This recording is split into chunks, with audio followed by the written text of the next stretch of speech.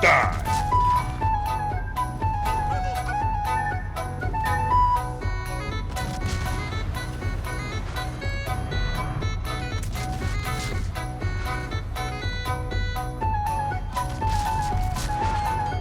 Nope.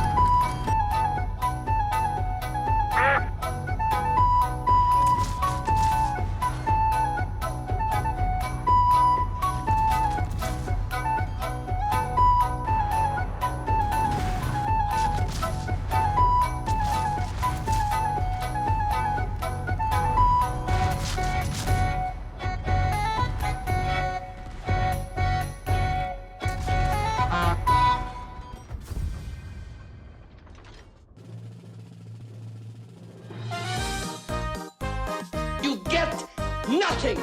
You lose! Good day, sir!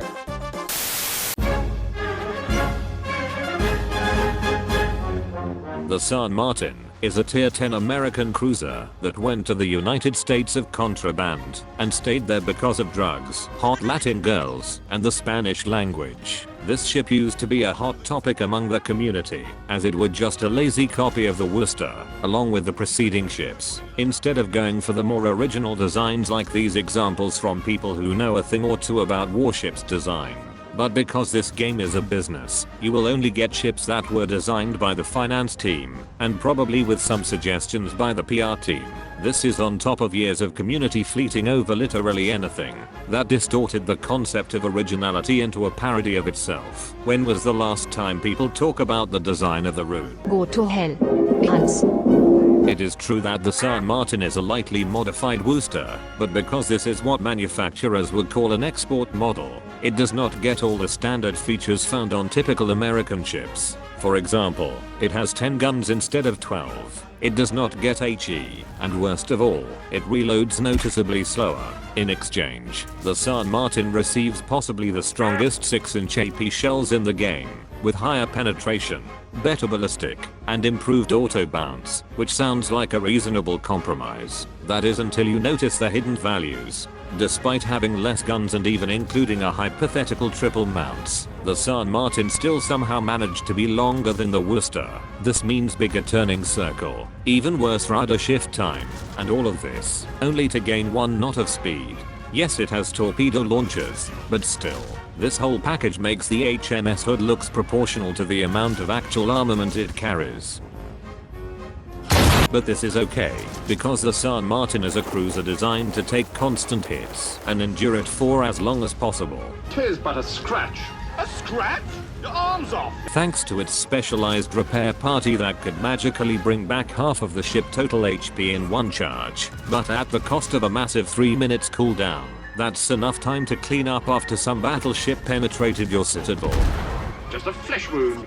This extends to all of its consumables as well, but again, this is okay, as long as you are capable to utilize its funny button that magically skips all those consumable cooldown to near instantaneous and allows you to chain consumables back to back with very little delay, just like how you use money to skip all the bureaucracy in third world countries. However, you can only use this funny button after you land enough hits on enemy ships. How terribly convenient. I guess risk and reward has become such rarity, they had to turn it into a gimmick just to remind people about it. So, it needs broadside to deal damage. Its consumables has a sole purpose of validating the existence of the ship, and their potential were locked behind a single arbitrary button. How does it even work? Let's start with the least obvious metric that people usually missed out, the ship theoretical maximum HP, which is how much extra HP you can gain back when using the repair party consumable. Normal cruiser usually has somewhere around 20,000 more extra HP they can play with, but on the San Martin, it has 4 times that amount. Basically it carries 2 extra hulls. What this means is that it has an incredibly high tanking potential, capable to handle multiple ships at once, as long as you shoot back, cycling the funny button and the repair party, while also dodging as many shots as possible. But to get there, you must first learn to be a very patient man. You start by spotting ships that spots you back using your radar, usually a destroyer or a sub. You won't immediately kill them, but you will give valuable information for the team. Then, you can choose to do one of 2 things. Start shooting on battleships to fill up your funny button, or stay in stealth to get into flanking position. But the goal remains the same, to be something that the enemy cannot ignore. You don't have to be in such extreme position to do so. You simply have to stick out just enough to take the enemy attention away from your teammates. Now they had to choose between letting you farm their broadside or expose themselves to your teammates by angling towards you, creating a miserable situation for the enemy, even though you are practically harmless for the entire engagement. If you have to take battleship shells, you do your best to keep those shells away from the bow or stern, depending on your heading. This is to reduce the chance of a citadel hit. What's important is to know that the San Martin is not an objective-driven ship. It is a scout cruiser, relaying valuable information and marking the enemy so your teammates can do the dirty work. Sure, you could go for caps or hunt destroyers, but it is simply not the most effective ship for such role. It is no surprise when people called it the Cockroach. It exists as an annoyance. It goes into dirty places, and it will outlive everyone.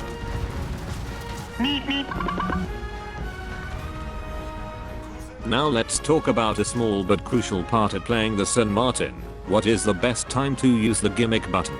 The answer is simple. It's any time you need a specific consumable to be off cooldown, including the damage control consumable. Very useful when there is a submarine that spams their sonar ping.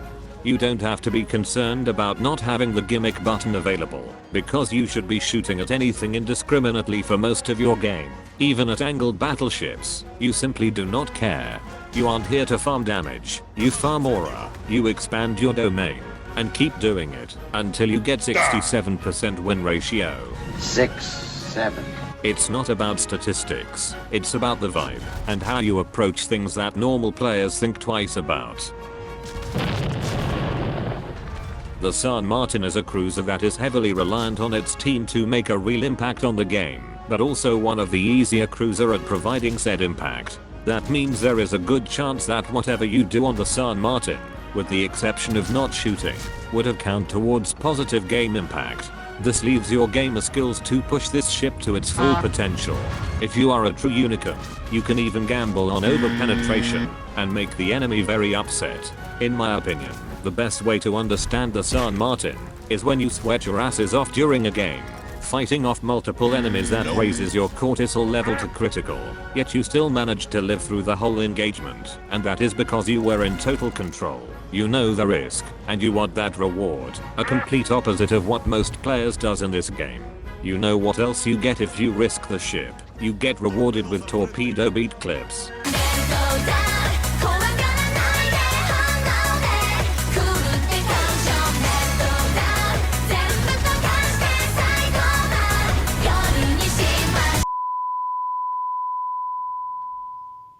That's it?